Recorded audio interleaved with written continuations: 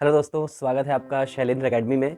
और आज एक ऐसा वीडियो लेकर के आए हैं जिस वीडियो में आपको कोई पढ़ाई नहीं कराई जाएगी, बल्कि कुछ ऐसा बताया जाएगा जो आपके लिए बहुत काम का है। पीछे आपको बोर्ड में दिख ही रहा होगा कि क्या क्या लिखा हुआ है और अब तक आपने पढ़ लिया होगा कि उसमें क्या लिखा हुआ है। तो उसमें ये लिखा हुआ है कि भाई कैसे हम अपने सेमेस्टर एग्ज़ाम्स को पास करें, और जो सबसे बड़ी चुनौती हमारे सामने रहती है वो ये रहती है कि कैसे हम बिना किसी बैक के सेमेस्टर एग्ज़ाम्स को पास करें। तो उसी पर कुछ चर्चा करते हैं और आपको कुछ टिप्स देते हैं जो अपना अनुभव है, और हम अपने बच्चों के साथ शेयर भी करते हैं कि हम कैसे परीक्षा में जब एग्ज़ाम्स में बैठे, सेमेस्टर एग्ज़ाम्स में, चाहे वो पॉलिटेक्निक का हो, चाहे वो बीटेक का हो, एमटेक का हो, बुंदेलखंड यूनिवर्सिटी का हो, किसी भी यूनिवर्सिटी किसी भी जगह का हो, जब कोई थ्योरी एग्ज़ाम स्पेशली हो, किसी कंपटीशन एग्ज़ाम की बात नहीं करें, तो उस थ्योरी एग्ज़ाम में हम कैसे अपने आप को ऐसा बैलेंस बना करके रखें कि भाई अब जो समय आ गया वो समय तो ऐसा है कि अभी तक हमने कुछ पढ़ा ही नहीं है, किताबों में हमने कुछ ध्यान नहीं दिया कि क्लासेस में हम मोबाइल चलाते रहे, स्टेटस डालते रहे, और अब वही स्टेटस में हम डालते हैं कि यही रात अंतिम, यही रात भारी, और अब है कुछ कर गुजरने की बारी।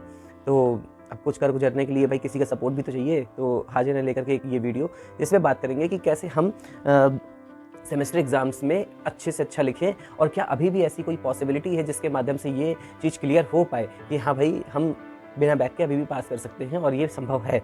कैसे संभव है? अगर एक-एक पॉइंट की बात करें, वीडियो बहुत बड़ा नहीं करेंगे क्योंकि इतना लंबा वीडियो केवल इसके लिए बर्बाद करने से अच्छा है कि आप थोड़ा पढ़ लें।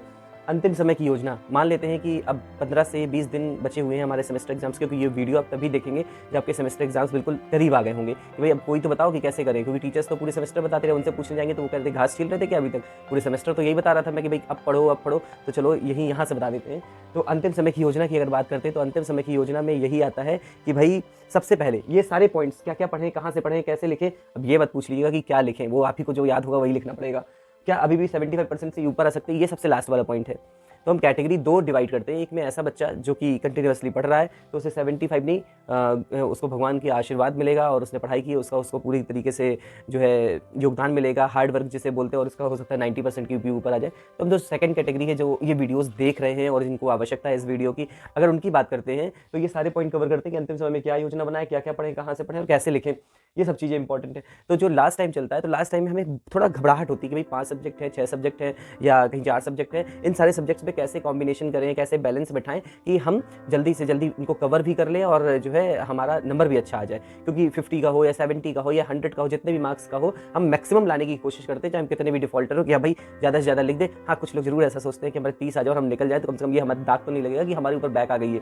तो अगर बात करें तो लास्ट टाइम मान लेते हैं 15 दिन का समय बचा हुआ है या 10 दिन का समय बचा हुआ है, तो दोस्तों या प्यारे विद्यार्थियों, सबसे पहले आपको करना है कि जिस सब्जेक्ट जो सब्जेक्ट आपके यहाँ चल रहे हों, उन सब्जेक्ट का you have to take a print out of the syllabus.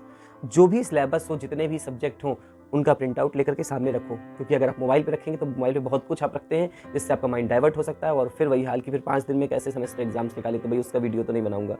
तो कैसे हमें करना है, हमें सिलेबस निकाल करके रखना है, और सिलेबस के बाद हमें कुछ थोड़ा सा कोशिश करना है अपने टीचर से पूछ करके, या बुक्स के पीछे प्रीवियस ईयर के क्वेश्चन पेपर दिए रहते हैं, या फिर मार्केट में बहुत सारे गोल्ड, क्वांटम, ग्रेविटीज़ और भी बहुत सारे विद्या के सागर और इस तरह की बहुत सारी चीज़ें मिलती हैं जिसमें प्रीवियस ईयर के क्वेश्चन पेपर आसानी से आपको मिल जाएंगे।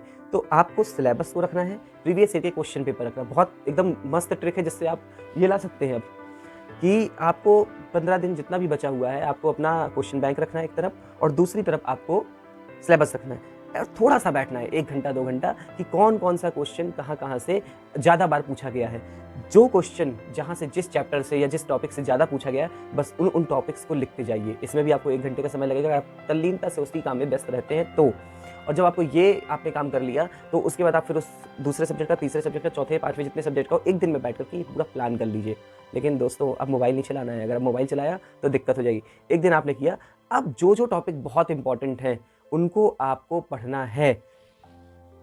कहाँ से पढ़ें, बताया मैंने आपको कि भाई सिलेबस उठाया आपने, सिलेबस उठाने के बाद आप अब क्या कर रहे हैं, जो प्रीवियस ईयर के क्वेश्चन पेपर है 5 से 6 साल के, अगर सिलेबस नहीं चेंज हुआ है तो आप देखें, और उसमें आपको जो है पता चल जाएगी कौन सा टॉपिक हमारे लिए ज़्यादा इंपॉर्टेंस रखता है एग्जाम में। इसके बाद अब लास्ट में आता है कि भाई कहाँ से पढ़ें, कहाँ से पढ़ें। थोड़ा सा एक ऐसा विषय आता है क्योंकि आपकी क्लास में टीचर्स भी नोट्स लिखवाते हैं, आपके पास लाइब्रेरी की बुक्स हो सकती हैं, अपनी स्वयं की बुक्स हो सकती हैं, या आप यूट्यूब से देख सकते हैं, या आप और भी मीडियम है नोट्स किसी और के ले सकते हैं पढ़ने के लिए। तो लास्ट टाइम पे भ्रमित नहीं होना भाई, तुमने अभी तक जो शुरू से मतलब 11th 12th या जो भी कोर्सेज आप करके आए, उनमें आपने कैसे पढ़ा है, टीचर्स के नोट्स आपने पढ़े हैं और आपके पास हैं, तो बिल्कुल बेशक जाइए टीचर्स के नोट्स पढ़िए, वो भी आपको बिल्कुल टू द पॉइंट और एज पर द सिलेबस कराते हैं वो।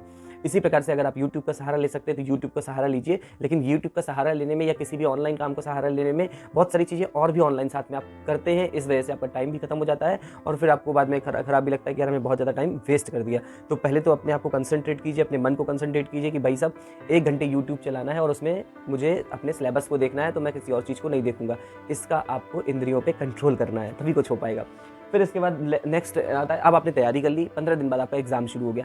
हम कैसे अपने आप को प्रेजेंट करें, कैसे लिखें कि अब जो हमने पढ़ा है या 30% पढ़ के गए हैं और 10% भी याद है, तो उसको प्रेजेंट कैसे करें कि जब एग्जामिनर के सामने हमारी कॉपी जाए तो उन्हें लगे अरे ये तो टॉपर हो सकता है, तो इसको तो अच्छे नंबर मिलने चाहिए। उसका सीधा सा एक तरीका है भाई कि जो भी आपने डेफिनेशन पढ़ी है किसी भी टॉपिक पे और आप उसकी कुछ एक एप्रोप्रिएट डेफिनेशन होती है, जैसे इन्वर्टेड कॉमा के अंदर लिखते हैं, इन्वर्टेड कॉमा लगाइए, डेफिनेशन को बिल्कुल आराम से लिखिए, शब्दों को जोड़ करके। हाँ, जोड़ने में ऐसा ना हो कि कुछ ऐसा गलत लिख जाए जो उस डेफिनेशन में आता ही ना हो, वो बैड इंप्रेशन पड़ेगा। तो कुछ डेफिनेशंस जो मोस्ट इंपॉर्टेंट टॉपिक थे, जो आते ही थे, कुछ शब्द ऐसे होते हैं, कुछ उनमें वर्ड्स आते हैं जो टेक्निकल भी कह सकते हैं, या कुछ ऐसे वर्ड्स हैं जो परमानेंट उन पे यूज होते हैं, उनको लिखिए। इसके बाद ब्लैक स्केच से अंडरलाइन कीजिए। बॉस देखिएगा आपको नंबर फर्स्ट इंप्रेशन में ही, थ्योरी वाला भी होगा तो पूरा नंबर मिल जाएगा, और ये प्रैक्टिकल किया है, इसलिए आप इसको अगर करते हैं तो डेफिनेटली आपको ये जो आप सोचते हैं कि मेरी बैक आ जाएगी, बैक वाले नंबर आ जाए, नहीं, आप अगर 50 का है तो 35 प्लस 30 प्लस इस तरीके से नंबर आपके आ सकते हैं,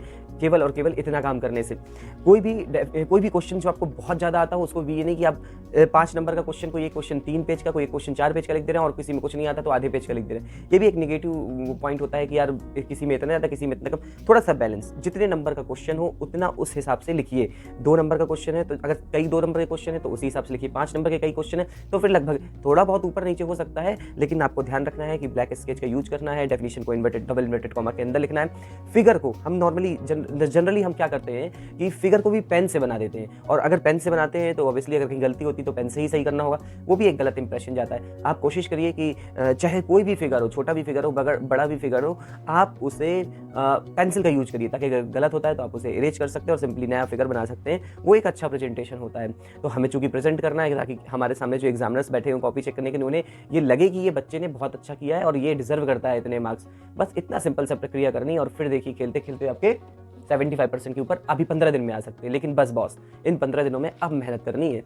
अब अगर चूके तो फिर ये वीडियो देखने के बाद अभी अगर आप चूक रहे हैं तो इसका मतलब आपको मन डाइवर्टेड है और फिर आपको तैयार रहना है कैरी ओवर के लिए। फिर उसकी एक लंबी प्रक्रिया होती है, उसमें फिर आप 3rd ईयर में या फाइनल ईयर में और तभी आप कैरी ओवर ले आते हैं, तो इसका मतलब कि आप फिर अपनी डिग्री को और बढ़ाते चले जाते हैं, क्योंकि पता नहीं कब कैरी ओवर होगा, उसका झमेला आकर के फॉर्म भरना है, कैरी ओवर देने जाना है, कहाँ सेंटर पड़ता है, चीज़ें दिमाग से हट जाती। तो भाई अभी हमारे दिमाग में हम थोड़ा सा मेहनत करते हैं, देखते हैं कैसे नहीं निकलता है।